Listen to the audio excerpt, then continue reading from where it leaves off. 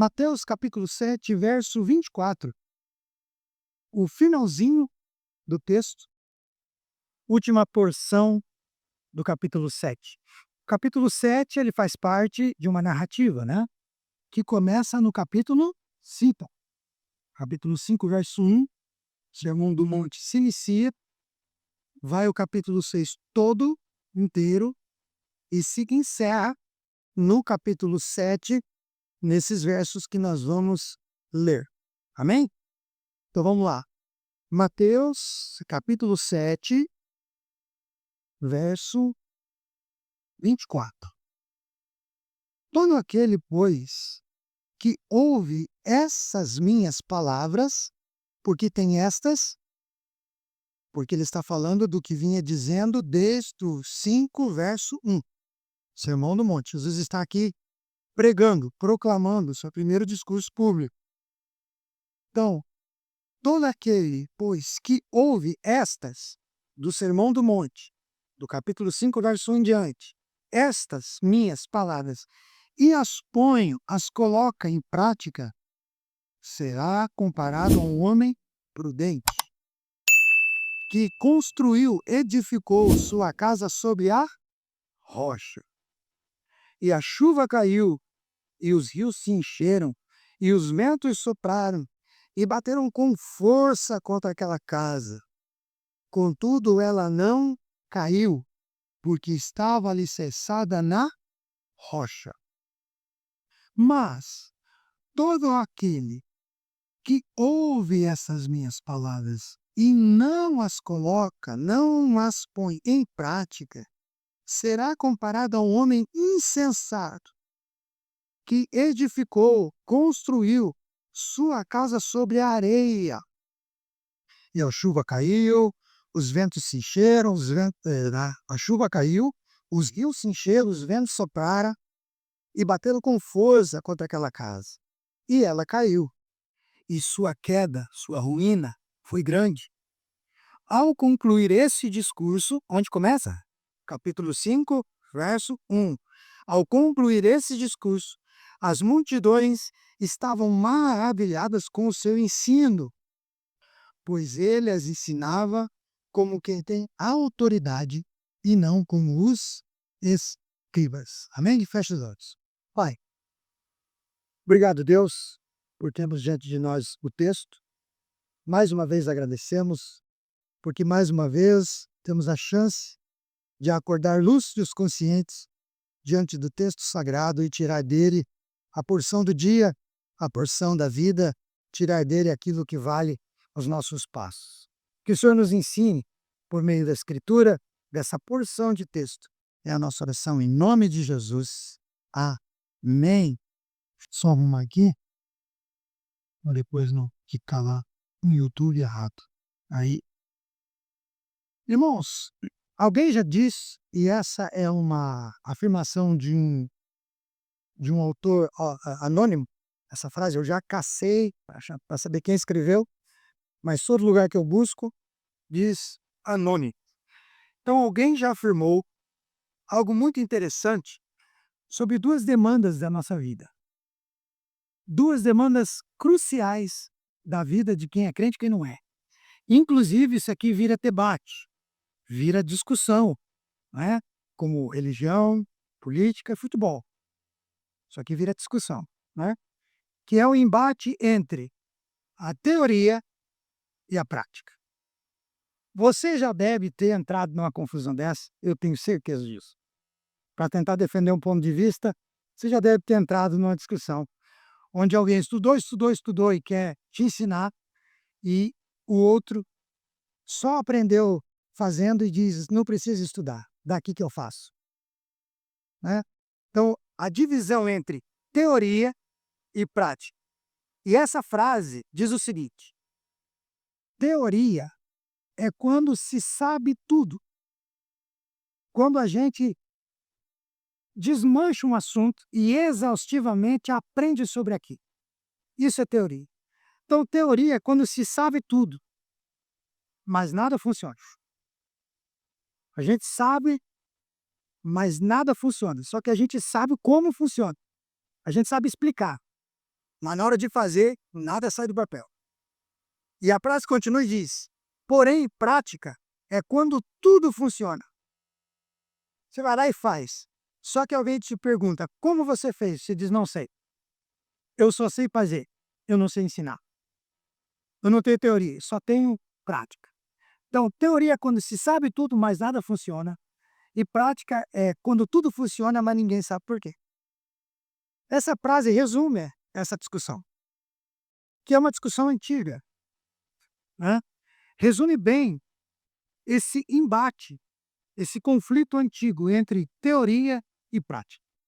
Duas dimensões da vida frequentemente colocadas em lados opostos, quando o assunto é discutir o que é mais importante, teoria ou prática. As pessoas colocam um de cada lado, polarizam o assunto, separam as duas coisas, como se uma fosse inimiga da outra. Então fazem isso de maneira corriqueira, direta, e gostam de discutir sobre isso. Colocam teoria e prática como inimigas. Eu fiz seminário 4 anos e eu quero puxar essa discussão agora para a igreja, para a teologia, que foi o curso que eu fiz e o curso que deve ser feito para quem quer pastorear uma igreja, para quem foi chamado para pastorear uma igreja. Então eu fui para o seminário, fiquei 4 anos lá. E eu ouvi em 4 anos, até antes um pouco disso, antes de diversas tentativas de separar o estudo teológico, que é a teoria, aplicação em estudar a Bíblia, por disciplinas teológicas, theos do grego Deus, logia estudo, estudo de Deus. Então estudar Deus nas Escrituras, com disciplinas separadas, com disciplinas pontuais, teologia sistemática, teologia bíblica, teologia do Novo Testamento, teologia do Antigo Testamento e tudo mais. Então as pessoas tentavam separar o estudo teológico, a teoria, da pragmática ministerial, ou seja, do exercício prático e cotidiano do ministério. Uma coisa é ser pastor, fazer o que tem que fazer como pastor. Outra coisa é querer aprender a ser pastor. Então separavam as duas coisas. Uma coisa é você vir aqui fazer o curso e estudar, outra coisa é você chegar lá e pastorear. Eu chegava ao meu absurdo de dizerem assim, ó, pessoas que tinham estudado, passado 4 anos da vida lá, saído, estarem aprendendo a igreja, voltarem para visitar amigos e conhecer gente nova, porque as turmas vão formando e vai entrando turma, voltavam para visitar e chegava em nós do primeiro ano, 2008, e dizia assim, ó, tudo que você aprende aqui não serve de nada. Quando você chegar lá, você vai ver que a realidade é outra. Eu chegava a ouvir isso. Então vamos lá. Por causa disso, que eu ficava, gente, então o que eu me consegui? O que eu vim fazer nesse lugar se não serve? Então por que tem? E isso começou a me incomodar. Aí eu gastei um tempo razoável tentando compreender e argumentar contra essa cisão, essa divisão que fazem entre teoria e prática. E fiz isso por quê? Porque eu entendi que essa divisão, essa cisão, contradiz a própria fé cristã. Dividir, separar teoria de prática, contradiz a própria fé cristã histórica. Porque a fé cristã é uma fé revelada, primeiro, pelo Espírito. Quando você lê a Escritura e o Espírito te revela o que contém nela, você se torna um crente. Depois ela é aprendida, quando você se esmera em aprender tudo isso aqui, para ser depois vivida. Mas veja que esse processo é praticamente simultâneo. Ele não é dividido. Se você é um crente, você sabe disso.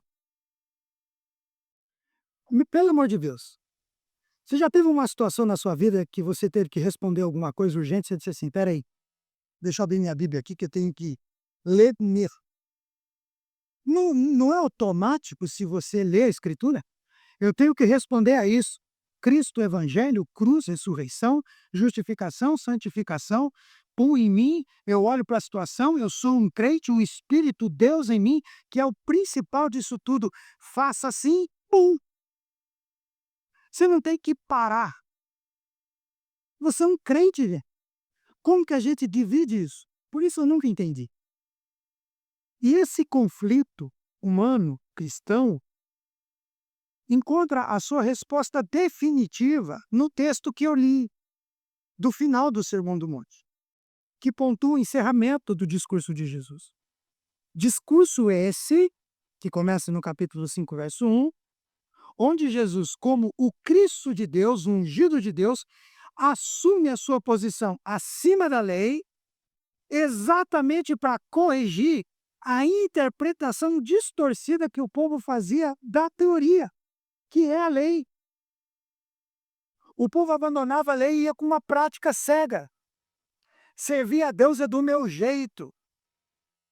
Você não pode me julgar. Eu sirvo a Deus do jeito que eu quero. Não! Você serve a Deus do jeito que Deus quer ser servido. E como a gente descobre como Deus quer ser servido? Escritura. Por isso que Jesus vem e se coloca acima da lei. Exatamente para mostrar para o povo que a interpretação deles dessa lei estava distorcida. E ele faz isso substituindo repetidamente uma fórmula. Ele vinha dizendo: ouviste o que fora dito pelos antigos, porém eu vos digo. Eu estou acima do que foi dito pelos antigos. Os antigos disseram isso, porém eu vos digo. E se você ler lá, ele não contradiz nada, ele apenas aplica. Vocês estão aplicando errado. Já expliquei isso aqui inúmeras vezes. Então, no Sermão do Monte, Jesus revela o quanto a prática religiosa de Israel estava comprometida. Por quê? Embora conhecessem a lei, jamais haviam aprendido a essência da lei. Por mais que conhecessem a teoria, jamais tinham se esmerado em conhecer de fato a teoria, os pormenores da teoria. Por isso, quando Jesus conclui o Sermão do Monte, ele alerta para o perigo de tentar separar na vida cristã aquilo que ele ensinou, teoria, daquilo que ele encarnou, prática. Por isso que ele diz: aquele que ouve as minhas palavras, teoria, ele está ensinando, você anota e vai aprendendo teoria. Aquele que ouve as minhas palavras e as pratica é semelhante a um homem que construiu sua casa sobre a rocha. Nesse final, nessa conclusão, Jesus fala: nunca dissocie aquilo que eu disse daquilo que eu fiz. Porque é uma coisa só. Teoria e prática. E o exemplo que ele usa é tão lógico que parece óbvio. Quem aqui construiria uma casa sobre areia? Vamos dizer assim, não precisa nem ter teoria, pastor. Pode ser sem teoria alguma, zero. Não vai fazer isso. Alguém já pediu, seja para você construir uma casa em cima só de areia, na areia da praia? Nunca. Porque o sítio não precisa explicar isso, que não dá. Parece que todo mundo sabe. Não parece óbvio. Mas a vida cristã não é óbvio. Diariamente as pessoas fazem isso. Constrói sua vida cristã em cima do nada. Prática, prática, prática sem teoria. Na vida cristã, as pessoas constroem sua vida espiritual sobre o nada. Gostam de fazer isso. Arriscam tudo. Arriscam tudo fazendo isso. Não dão valor aos ensinos. Apenas se submetem a uma rotina de religião. Apenas se submetem a uma rotina de religião. E é nesse ponto que a mensagem de Jesus vai nos forçar a pensar: como alguém pode viver a fé corretamente se não compreende a verdade que deve fundamentar essa fé? Como é possível? Você já escutou isso e eu não tenho dúvida. Eu não sou o único nesse planeta Terra, pelo amor de Deus. Você vai ensinar alguma coisa para alguém arrogante e ele diz assim: meu amigo, eu aprendi na escola da vida. Você já ouviu isso? Pelo amor de Deus.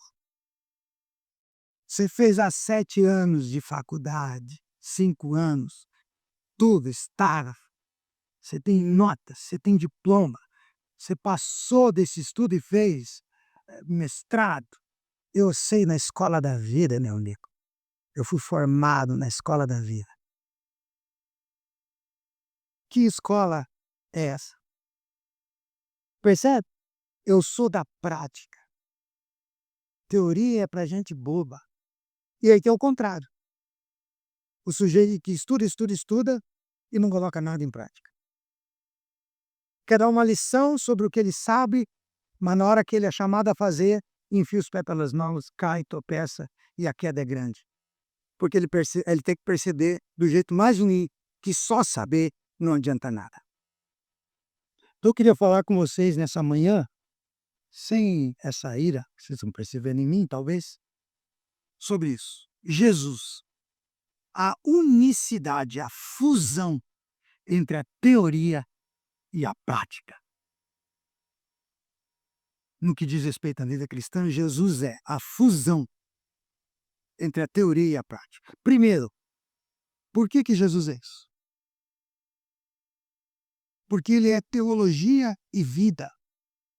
E ele mostra para nós que teologia, conhecer o Pai, conhecer a Ele e viver é uma relação inseparável. É isso que ele está ensinando. A discussão, então, sobre teoria e prática na fé cristã aparece sempre com força quando alguém pensa em cursar teologia.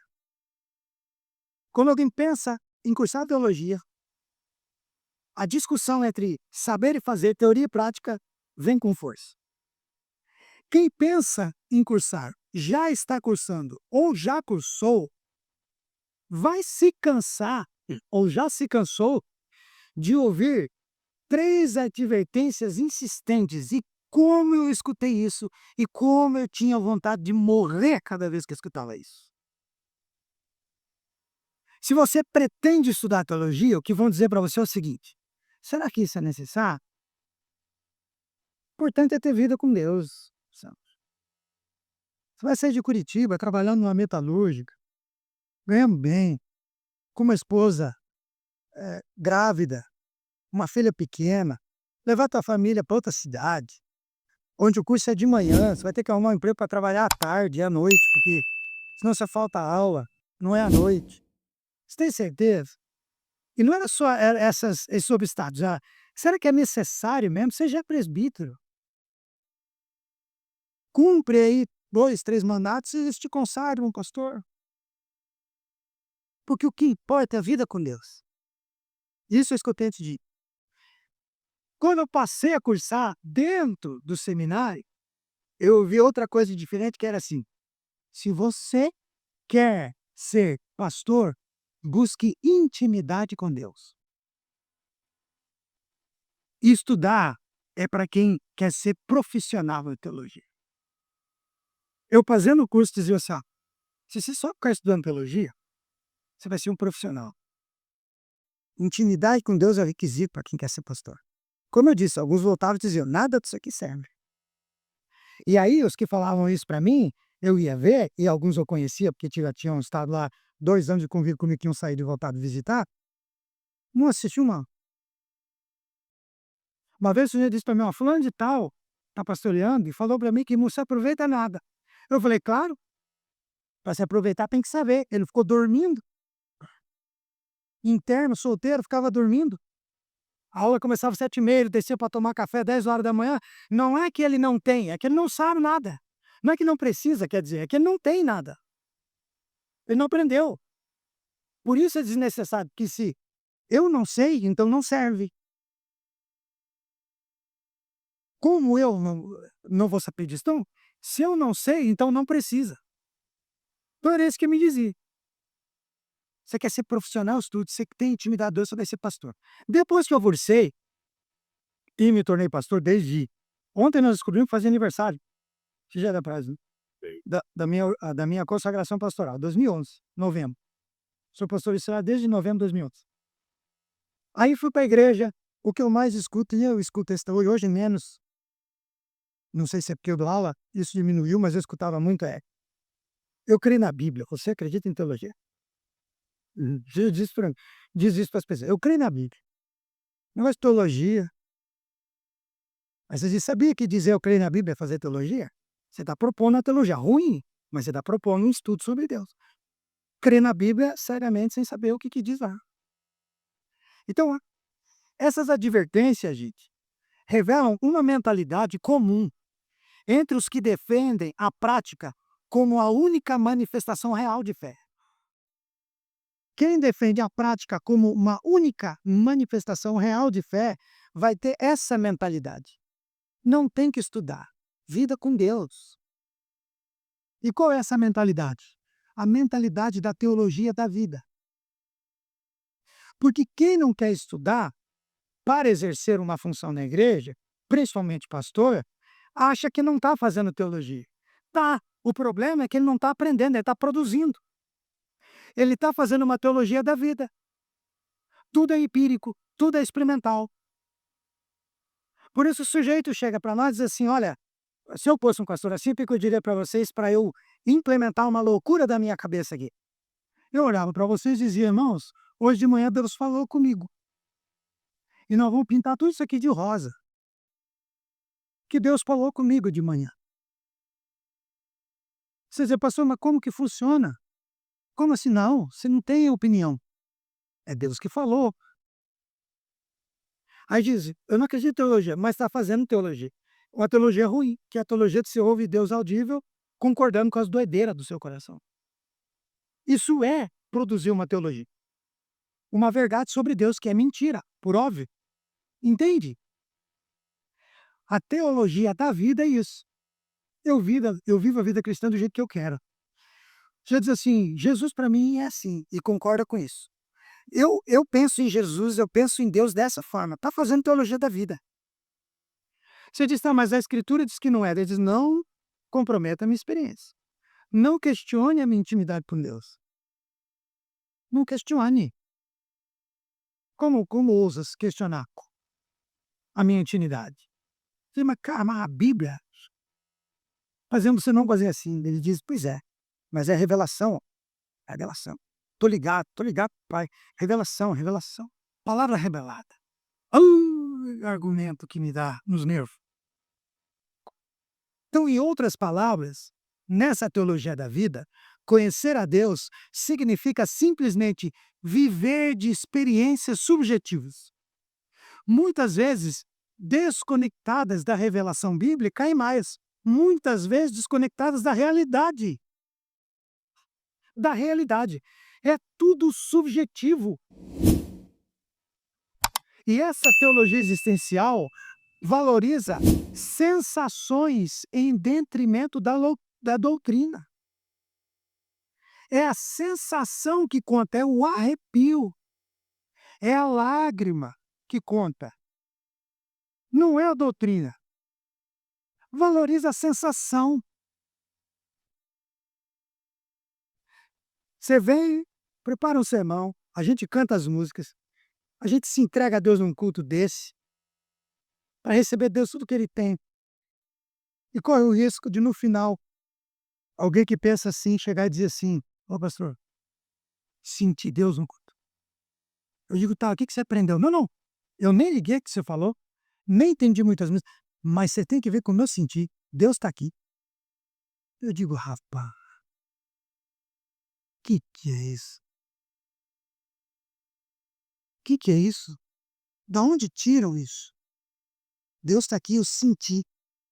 Aí quando você vai tentar ensinar, diz: não, não, isso aí você está questionando, você é frio. Você é frio. Deus é para ser sentido. Eu digo: claro que sim, mas é para ser sentido com entendimento, e não desse jeito. E quando valorizam sensações em detrimento da doutrina, vão venerar experiências e vão suspeitar de qualquer esforço acadêmico. Porque se o que vale é o que se experimenta, qualquer esforço acadêmico é lixo. Adianta a gente estar estudando teologia sistemática aqui no sábado? Se vida com Deus é sensação? Sensação não no chocolate e ruim. Você sabe disso, que você jogava fora da caixa do mamão. Você não comia. sensação. Pelo menos eu. E nem o de corpo. Gente, sensação só é bom quando filtrado pelo evangelho. Até torcer para um time, a sensação tem que ser santificado. Mas como santificado assistir um jogo? Tem que ser para a glória de Deus tudo que eu faço. Amar a tua esposa, amar o teu marido no momento íntimo, glória para Deus. Pastor, que é isso? Momento de intimidade, glória para Deus, porque isso não nasceu de você, desse desejo, o prazer de amar alguém e sentir alguém. É graça, é uma bondade pequenininha perto da glória de Deus que Ele deixou para gente. Sensação tem que ser filtrado, tudo tem que ser filtrado. Aí jogam fora todo esforço, como se estudar a Escritura fosse perca de tempo.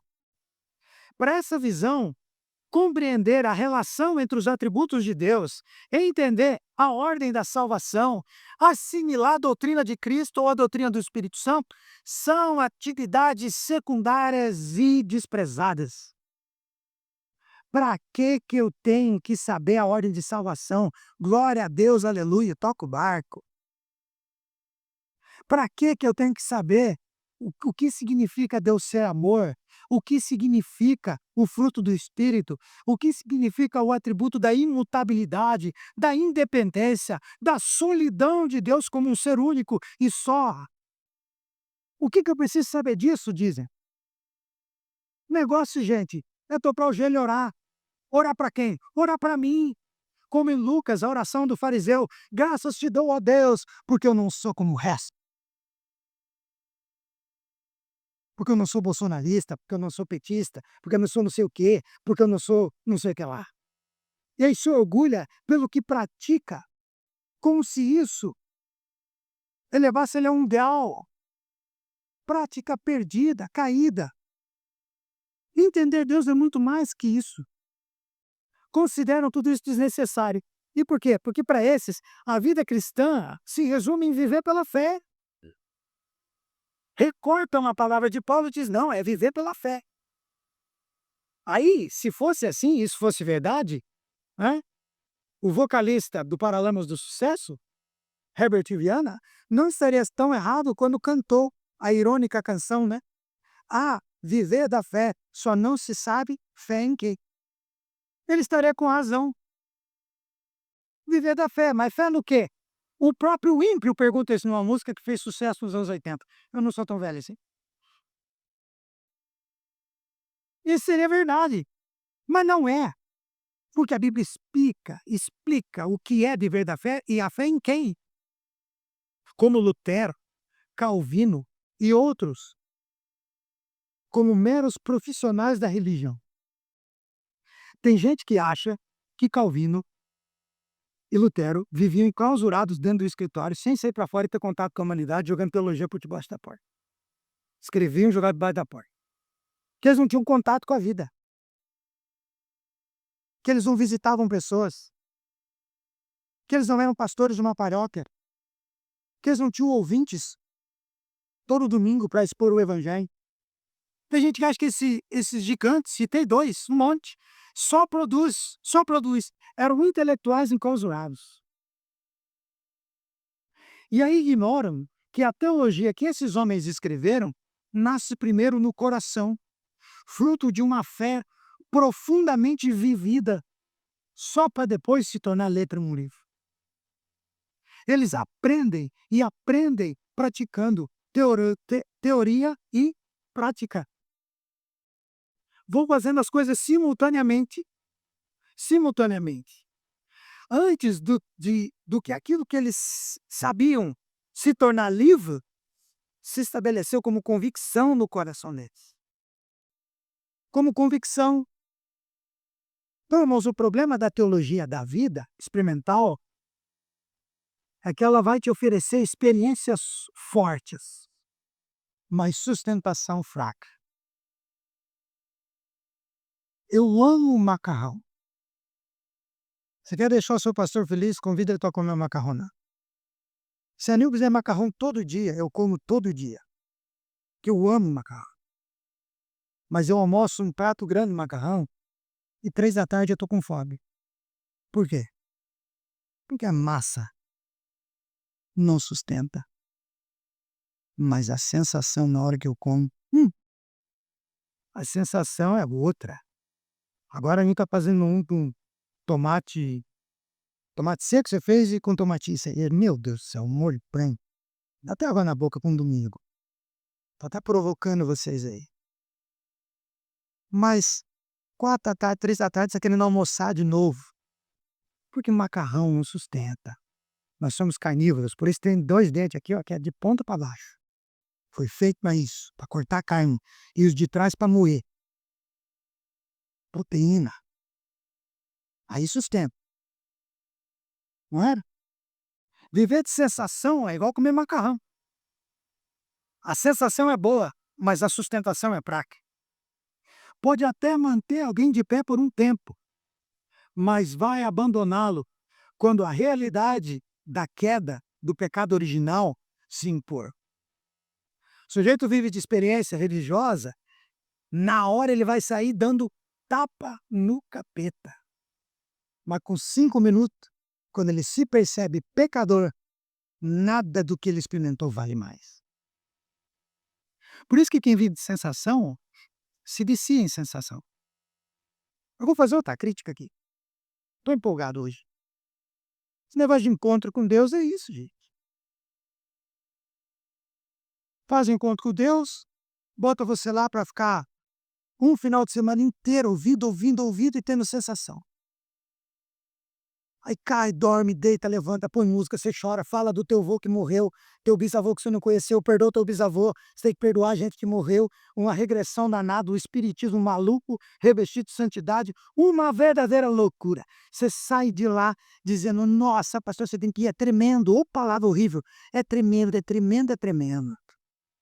Aí dá uma semana, o sujeito volta para casa, volta para o mesmo patrão, volta para o mesmo pai, para a mesma mãe, para o mesmo vizinho, para tudo, para os seus próprios pecados. Aquilo acaba porque a sensação. E o que que ele faz? Liga para alguém e diz: "Ô, ontem tem um encontro com Deus. Ontem tem encontro com Deus. Eu preciso de encontro com Deus." Aí vira um viciado em encontro com Deus. É o entorpecente dele. Encontro com Deus, encontro com Deus. E aí nunca encontrou o Deus do encontro. Nunca se relacionou com o Deus do encontro. Porque faz teologia da vida. Sensorial. Vivendo de sensação. De sensação em sensação. Só isso que ele quer. Quem vive da teologia da vida vai existir para divorciar a teoria da prática.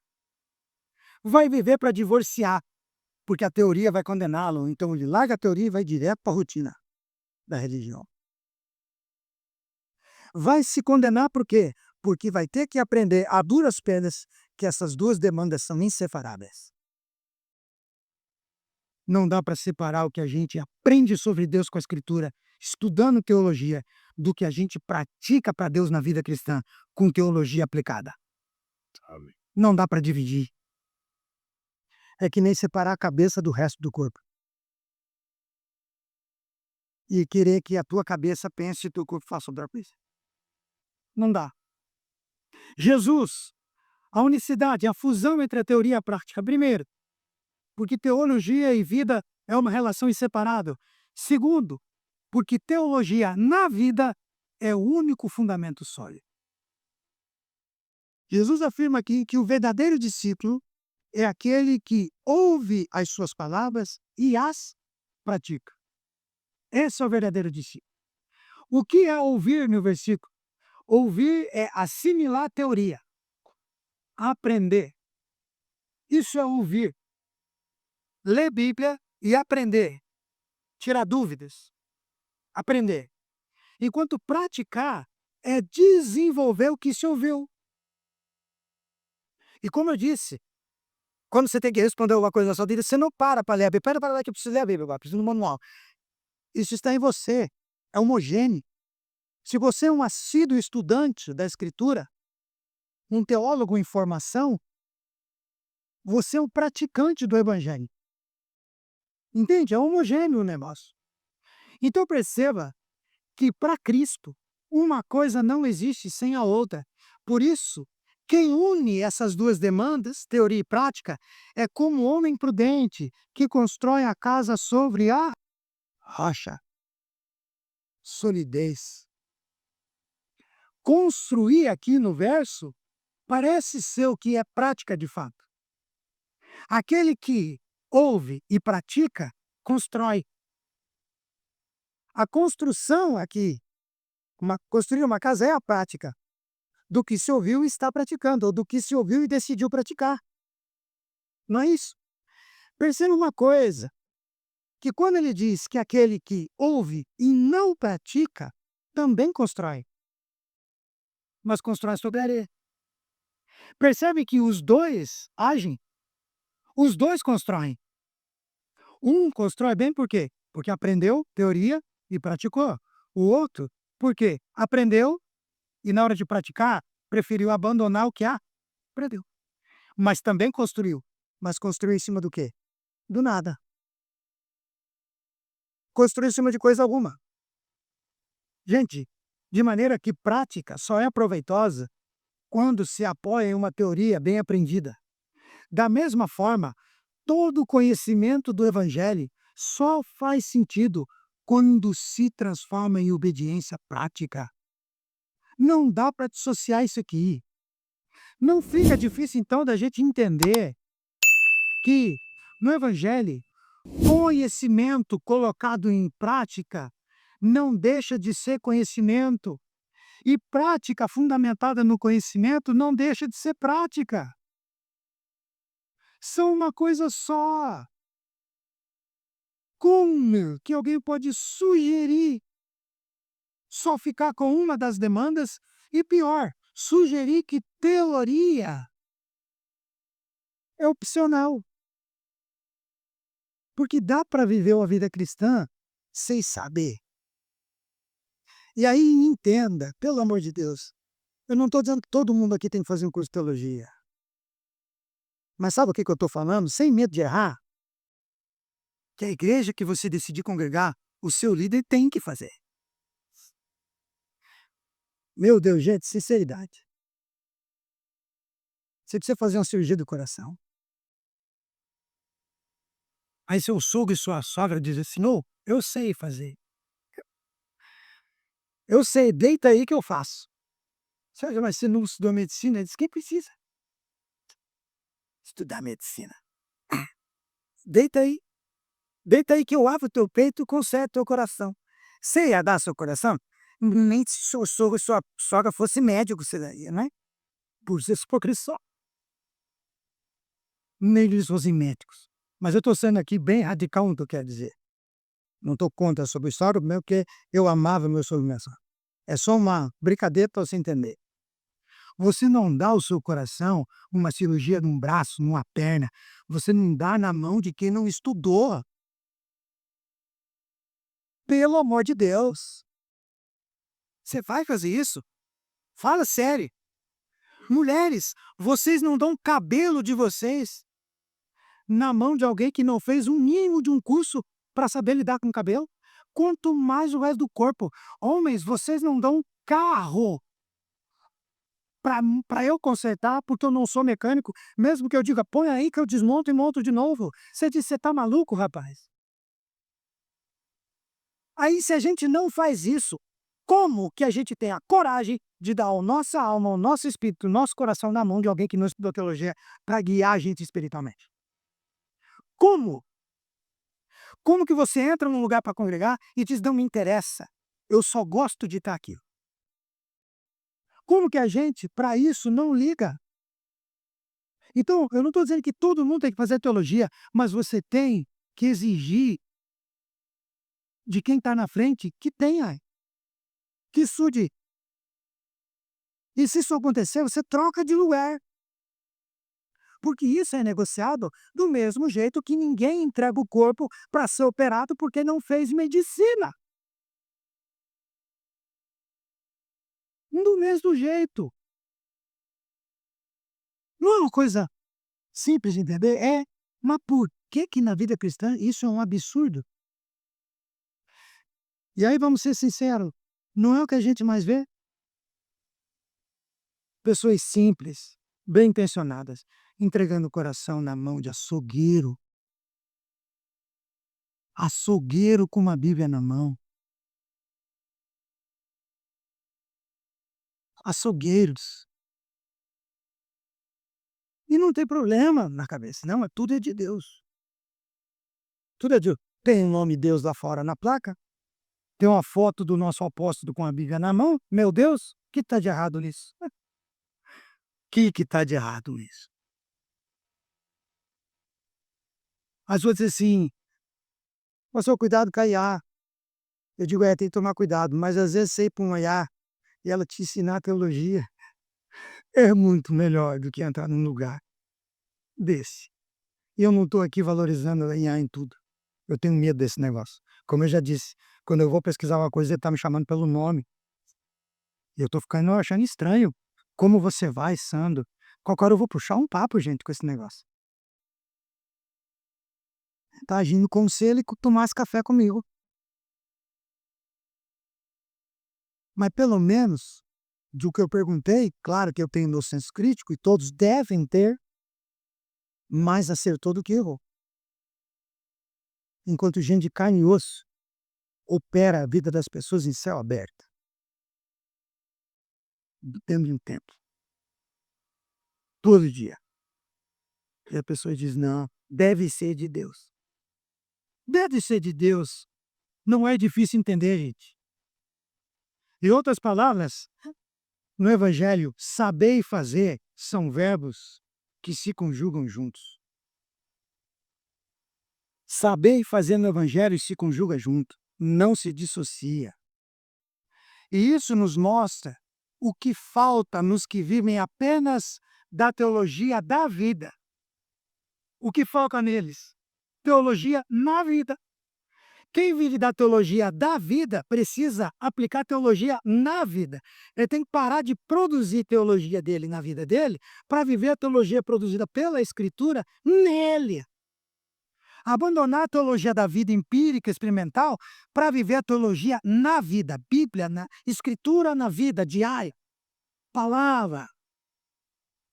Esses não precisam mais de experiências produzidas nessa escola sensorial, mas precisam de solidez teológica para se manterem firmes em meio aos ventos e às enchentes deste mundo. Porque o próprio Cristo diz que aquele que constrói a casa na rocha porque ouviu e praticou o Evangelho é prudente, e quando vierem a chuva, as enchentes e os ventos, a casa não cai, porque está sobre a rocha, que é o próprio Cristo encarnado, o próprio Evangelho. Construiu, porque aprendeu e praticou. Teoria e exercício. E aí, o vento, a chuva e a enchente são para os dois construtores. Só que no outro a casa cai. Eu não pesquisei, mas minha mente doida me fez pensar nisso agora. Será que a história dos três porquinhos não foi baseada nisso aqui? Eu vou ler isso até eu descobrir se foi ou não. Vou perguntar para Iá. Porque não é isso. Um é de madeira, o outro é de palha, e o que derruba é vento, de um lobo. A que fica de pé é de tijolo, afirme. Vou pesquisar isso. Talvez quem escreveu essa fábula tão conhecida tenha lido esse trecho da Escritura e tirou de lá uma lição. Né? Os dois constroem. E o vento, a enchente e a chuva é para os dois. Mas a que fica de pé é quem não dissociou teoria de prática. Nós podemos nos desenvolver nos exercícios intelectuais para vivermos uma rotina do cotidiano. Você se desenvolve no exercício da Escritura para viver a rotina da vida cristã, que conta com vento, chuva e enchente. Só que você está alicerçado, firme, grudado, pregado numa rocha, construído num lugar sólido, sólido. Por isso Jesus diz: "O que ouve as minhas palavras e as pratica, é semelhante ao que constrói uma casa sobre a rocha". Fundamento, base, alicerce para se executar, realizar e construir uma vida dedicada a Deus. Uma teologia que nasce da Escritura é iluminada pelo Espírito para se tornar chão para a gente andar em cima. Para encerrar, a grande lição de Jesus, ao concluir o Sermão do Monte, é que não existe vida cristã saudável sem a união entre teoria e prática. Não existe fé verdadeira sem doutrina, fundamento. Não existe prática bíblica sem fundamento bíblico e teológico. Não existe casa que fique de pé se o alicerce for na areia. Por isso, é só no Evangelho que podemos aprender para viver e viver para aprender, sem dissociar. Somente no Evangelho, teoria e prática caminham de mãos dadas. Somente Ele, o Cristo, nos revela quem Deus é e nos revela como devemos viver diante dele. Nos revela quem Deus é, teoria. Nos revela como devemos viver diante dele, é prática. E uma coisa não está separada da outra. Não dá para escolher uma a outra. As duas coisas estão unidas, jungidas em Jesus. Em Jesus, você tem isso homogêneo. A tua vida cristã são respostas prontas, não porque você tem respostas prontas, mas porque pelo estudo da Escritura, mútuo com a igreja, pela ouvir pregação, estudar a Bíblia, as respostas já estão dadas a você. São prontas porque alguém colocou-as em você. Por isso que quando você tem que resolver um problema grave, um BO, a primeira coisa que vem à sua mente é: eu preciso resolver isso aqui com amor. Então, se eu estou com raiva, eu preciso me acalmar. Eu preciso resolver com amor. Para saber disso, não precisa ir lá ler o texto, isso já está, porque você é um estudante assíduo.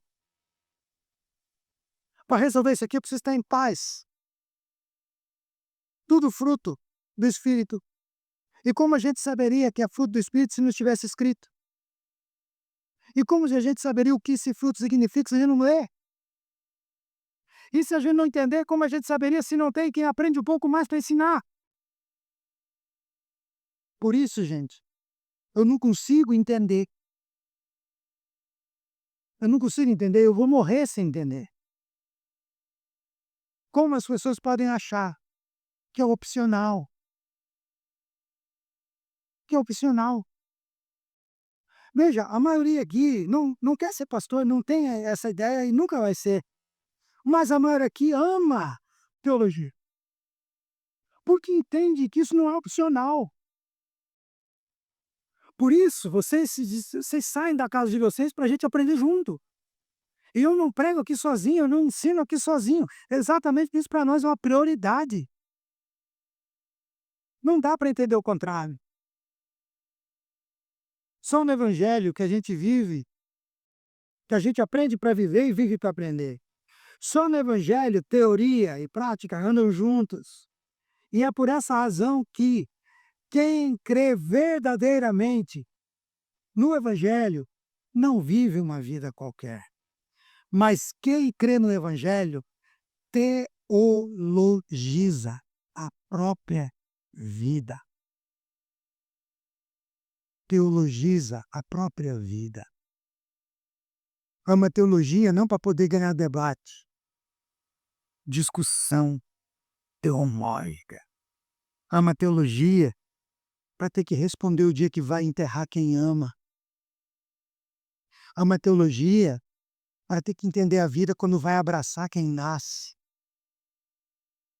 Ama teologia para no dia que tiver que responder a algo grave na vida, um diagnóstico ruim, poder olhar para a cruz e dizer: eu entendo, Senhor.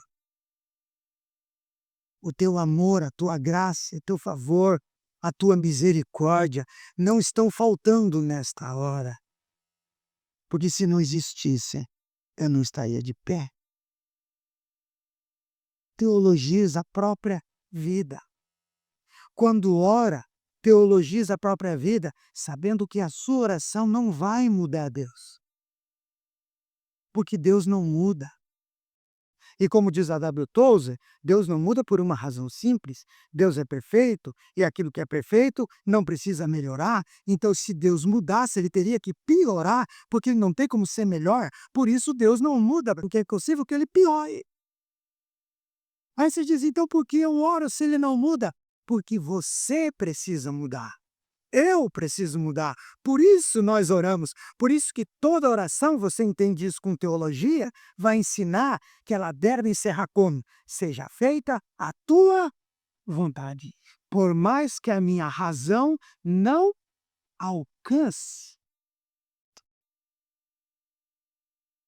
O Senhor tem um plano e eu confio nisso. Sem teologia, o que fica? Com diagnóstico ruim, com qualquer outra coisa que tem que resolver. Aí o que a pessoa faz? Vai atrás de campanha, de curandeiro. Hã? Vai dizer assim: será que aquele sujeito que foi 7 vezes no inferno e 7 vezes no céu escreveu um livro está vivo? Se ele foi 7 vezes no céu, 7 vezes no inferno, ele deve saber a cura do câncer, deve saber a cura da AIDS, deve saber a cura de qualquer. Aí fica indo atrás de gente doida. E aí os doidos que precisam de dinheiro gostam das filas nas suas portas. Simplesmente para dizer: ó, Deus falou comigo hoje de manhã.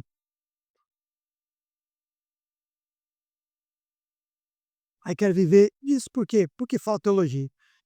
Quem está fundamentado na escritura, suporta, confia e acredita. Sabe que o Deus que cura um resfriado, cura também qualquer doença degenerativa. Que para Deus uma gripe e um HIV são a mesma coisa, não significam absolutamente nada. Creem nisso, confiam e esperam. Contudo, vivem para Deus, em fé, glorificando a Deus em tudo que fazem e não vivendo de sensações, né? De realizações temporárias. Aí, sem teologia, vira um legalista e religioso, como um pastor em Curitiba, que traía a esposa com a esposa de um médico e confessou, e era a adúltera também contou, que quando ia ao motel, antes de praticar o ato, dobravam o joelho em volta do lado da cama e santificavam aquele leito sem mácula, porque ele era líder. E oravam antes. Se é para pecar, vamos fazer de uma maneira santa, né? Nós não vamos pecar de um jeito brusco aqui. Se é para cometer um negócio desse, nós temos que orar, não. Aí oravam e entregavam aquilo a Deus. E aí você percebe uma igreja dessa, quantas pessoas tem? Chuta aí. Chuta aí quantas pessoas se unem num lugar desse. A equipe de louvor tinha audição. Eram todos profissionais. Para entrar lá, era cantar rock igual o Zezé, era o mínimo. Audição, apartamento, né? Café. Você entrava, tinha um alas de larga, era um café bem bonito para você tomar um cafezinho antes do culto. E assim, de gente. Porque as pessoas diziam o quê? Aqui a gente sente Deus, pastor. Você não faz ideia. Aí no culto eu dizia, passo longe. Por isso que quando eu digo que passo nesses lugares e cruzo a rua para não andar na mesma calçada, eles dizem que eu sou exagerado. E aqui, em outros amigos que mantêm a fé firme no Evangelho e a pregação, a gente luta pregando o Evangelho para que uma alma se entenda e perceba que precisa de Deus e conhecer a Deus e venha. Aí vem aquelas questões nossas, né, por que que a gente faz tudo isso? Não tem, pastor, não vem, parece que a gente não tem resposta, que a gente não foi chamado para encher, a gente só foi chamado para falar. João Batista, quando veio com a mensagem, ele vai para o deserto. Quem quiser eu ouvir vai ter que vir aqui. Se diz é um sujeito ruim de marketing, que tem a mensagem que muda o mundo e não fala dentro da cidade. Não. E quando vão, você diz, aí ele agarra, né? Foram lá, agora ele vai prender. Como que ele prendia? Raça de víbora. É assim que ele segurava. Quem vos ensinou a fugir da ira? Ou seja, se não for para ficar aqui pelo certo, vai. Ah, pastor, você é radical. Não, a reprovação é uma doutrina bíblica. O evangelho pregado salva e condena. Por isso que a mensagem não pode ser negada a ninguém, inclusive para quem não crerá. Isso é teologia. Mas conversa isso com alguém aí. Ele vai dizer para você: rapaz, tem que sair de lá. Você está andando atrás de um maluco. E o maluco sou eu. Lembra, eu uso Raul? Quando acabar, o maluco sou eu. Aham, é. Aí eles vão ver no dia da volta quem são os malucos.